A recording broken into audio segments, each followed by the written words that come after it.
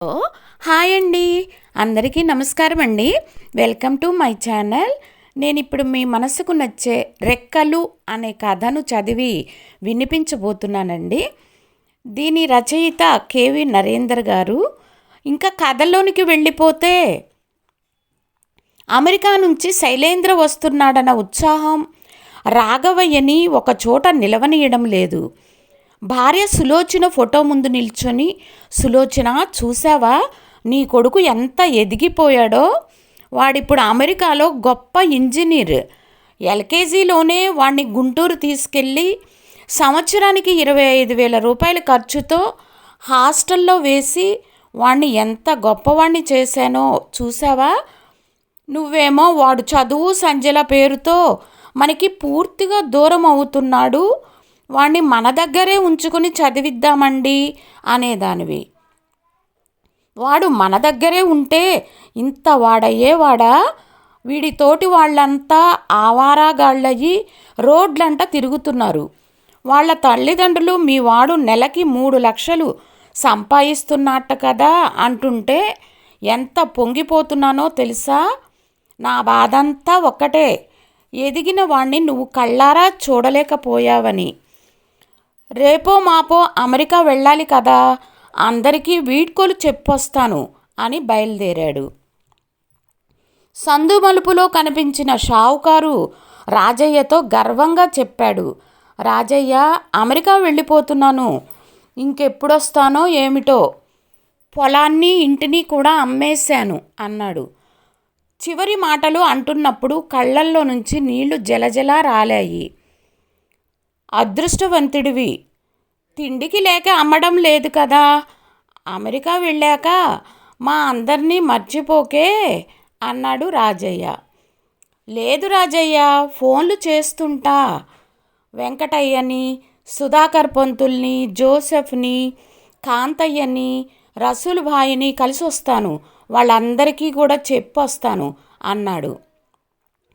ఇంతకీ పొలాన్ని ఇంటిని ఎంతకీ అమ్మేశారు అని అడిగాడు రాజయ్య. పొలాన్ని 1,00,000 రూపాయలకి, ఇంటిని 80,000కి అమ్మేశాను. మన లక్ష్మీ నరసయ్యే కొన్నాడు అని చెప్పాడు. నేనిలా అంటున్నానని అనుకోవద్దు, కానీ పోనీ అమ్మినా పొలం ఇల్లు కూడా అమ్మాల్సింది కాదేమో రాఘవయ్య. మా శైలేంద్రకి ఇష్టం లేదు రాజయ్య, నేను ఉండనప్పుడు ఈ ఇల్లు మాత్రం ఎందుకు అని ముందుకు నడిచాడు. 4-5 గంటలు ఊరంతా తిరిగి అందరికీ చెప్పి వీడ్కోలు తీసుకుని వచ్చాడు. ఓ మారు పొలం వైపు వెళ్ళి ఆ నేలని సుతారంగా తడిమాడు. పిడికెడు మట్టి తీసుకుని ఆప్యాయంగా జేబులో పోసుకున్నాడు. ఆ తర్వాత ఇంటికొచ్చి ఇంట్లోని ప్రతి జ్ఞాపకాన్ని నెమరు వేసుకున్నాడు. ఇంట్లో అటక మీద పాతబడిన ఉయ్యాల బూజు పట్టి కనిపించింది. శైలేంద్ర కోసం చేయించింది అది. వాడు ఓసారి దాంట్లో నుంచి కింద పడితే సులోచన చేసిన హడావిడి అంతా ఇంతా కాదు. వాడు గుక్క పట్టి ఏడ్చి శ్వాస తీయడం ఆపేసి గుడ్లు తేలేశాడు. అప్పుడు వాడి చెవులు మూసి నోట్లో నోరు పెట్టి ఊది ఛాతీ మీద రాసి తానెంత గాబరా పడిపోయాడో. అలాంటివాడు ఈరోజు అమెరికాలో పెద్ద ఇంజనీర్. వాణ్ణి ఇంజనీర్ చేసి అమెరికా పంపాలని తాను కన్న కలలన్నీ అన్నీ ఇన్నీ కావు. 10 ఏళ్ల వయసు నుంచే అదే పదం మంత్రంలా చెప్పేవాడు. ఓసారి పొలానికి వెళ్ళి అక్కడ పొలంలో ఉన్న మోటార్లో నీళ్లు పోసి, నేను ఇంజనీర్ని అయిపోయాను, ఇంజన్లో నీళ్లు పోసాను కదా అని అంటుంటే తానెంత నవ్వాడో. 4వ ఏట నుంచి 25 ఏళ్ళు వచ్చే వరకు వాణ్ణి హాస్టల్లోనే ఉంచి చదివించటానికి తానెన్ని కష్టాలు పడ్డాడు. ఆ కష్టాలన్నీ ఈ ఆనందం ముందు దూది పింజల్లా ఎగిరిపోతున్నాయి. వాడు అనర్గళంగా ఇంగ్లీష్ మాట్లాడుతుంటే మంత్రముగ్ధుడై వినేవాడు. గొప్పింటి సంబంధం వచ్చినప్పుడు మురిసిపోయి పెళ్లి చేశాడు. 15 రోజుల క్రితం శైలేంద్ర ఫోన్ చేసి, నిన్ను ఆ పల్లెటూరులో ఇంకా ఎవరు చూసుకుంటారు, ఈ వయసులో నీకు అన్నీ సమకూర్చి నిన్ను బాగా చూసుకోవడం అవసరం. అది నా బాధ్యత కూడా. అందుకే ఇల్లు పొలం అమ్మేసేయ్. నేను ఈ నెల 22న వస్తున్నాను. నువ్వు నా వెంట వస్తున్నావు. దట్స్ ఆల్ అని చెప్పాడు. రాఘవయ్యకి నోట మాట రాలేదు. అయినా వద్దురా, ఇంటిని పొలాన్ని అమ్మి నీ వెంట రావాలంటే కొంచెం బాధగా ఉంది. ఇక్కడ నా కష్టాలేవో నేను పడతానులే అన్నాడు. నా మాట విను. ఆ పల్లెలో రేపేదైనా జరిగితే చిట్టంత కొడుకు లక్షలు సంపాదిస్తున్నాడు, ఏం లాభం అని నన్ను ఆడిపోసుకుంటారు. మరేం చెప్పొద్దు అని ఫోన్ పెట్టేశాడు. ఏనాడైనా కొంచెం కిందుగా ఎగురుతూ పోయే విమాన శబ్దం వినిపిస్తే శైలేంద్ర ఇంటి ముందు దిగుతున్నంతగా మనసు పులకించిపోయేది. తన జీవితంలో విమానం ఎక్కుతానని ఏనాడూ ఊహించలేదు. అలా ఊహించనిది నిజమవుతున్నందుకు ఆశ్చర్యపోయేవాడు. ఎప్పుడో చాలా ఏళ్ల క్రిందట సులోచనని, 6 ఏళ్లున్న శైలేంద్రని బేగంపేట విమానాశ్రయం చూపించడానికి తీసుకెళ్ళినట్లు గుర్తు. ఆ రోజు రానే వచ్చింది. ఇంటి ముందాగిన కారులోంచి శైలేంద్ర దర్జాగా దిగి వస్తుంటే రాఘవయ్య నిలువెల్లా పులికించిపోయాడు. శైలేంద్ర వస్తూనే తండ్రి పాదాలకి మొక్కాడు. తండ్రి ఫ్రెండ్స్కి రకరకాల గిఫ్టులు తెచ్చాడు. ఆ వాడలోని వాళ్ళందరినీ పేరు పేరున పలకరించాడు. 4-5 గంటల తర్వాత సులోచన ఫోటో తీసుకుని తన లగేజీ సర్దుకొని కొడుకుతో పాటు రాఘవయ్య కారెక్కాడు కళ్ళనీళ్లతో. ఇంటిని తనివి తీరా చూసుకున్నాడు. అందరితోనూ చేతులు కలుపుతుంటే కారు కదిలింది. రాఘవయ్య ఇంట్లోకి ఒంటరితనం అడుగుపెట్టింది. కారు హైదరాబాద్ సిటీ చేరింది. చాలా కింది నుంచి విమానం బడబడా శబ్దం చేస్తూ వెళ్తుంది. శైలు, విమానంలో టాయిలెట్స్ ఉంటాయిరా అని అడిగాడు. శైలేంద్ర నవ్వి, ఉంటాయి నాన్న అన్నాడు. మరి అమెరికాలో నాకు వాలు కుర్చీ, చేతికర్ర దొరుకుతాయట్రా అన్నాడు రాఘవయ్య. శైలేంద్ర తండ్రి వైపు విస్మయంగా చూశాడు. నువ్వు వచ్చేది అమెరికా కాదుఫా, ఇక్కడి వరకే.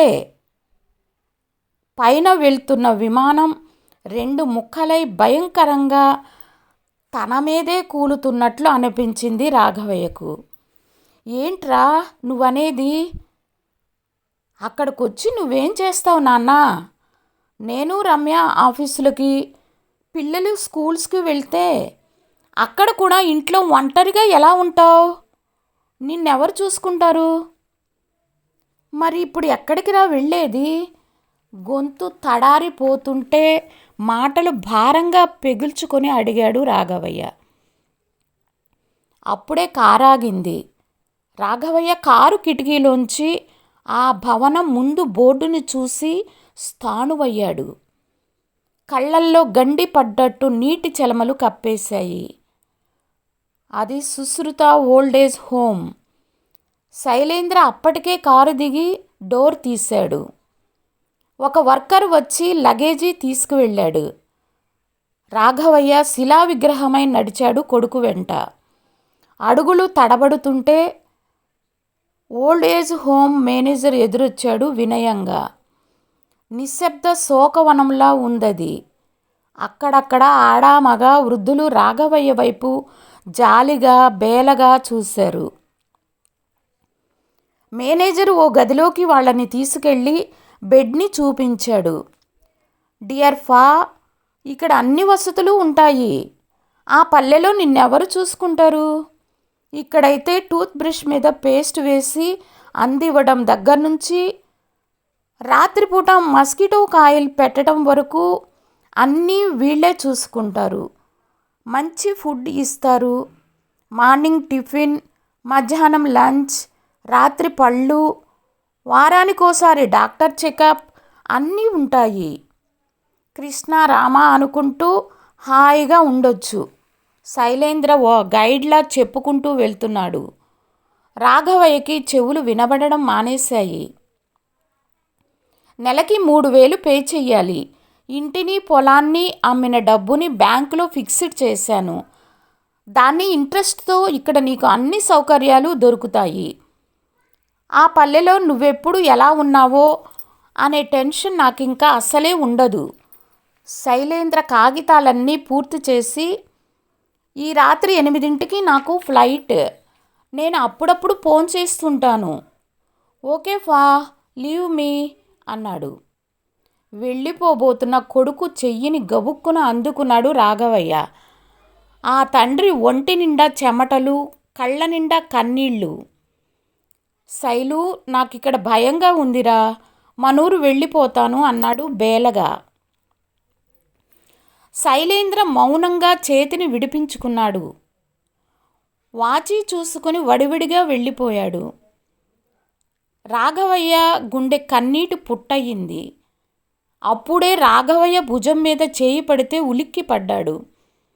అతడు అదే గదిలో ఉండే మరో వృద్ధుడు. హలో, నా పేరు రామలింగేశ్వరయ్య, రిటైర్డ్ IAS.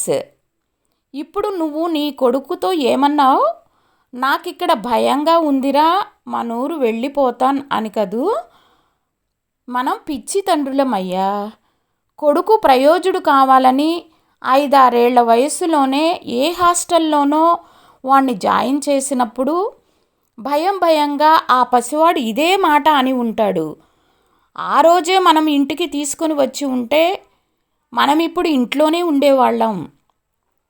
వాళ్ళు ప్రయోజకులు కావాలనే భ్రమలో మనం ఒక సంగతి మర్చిపోయాం.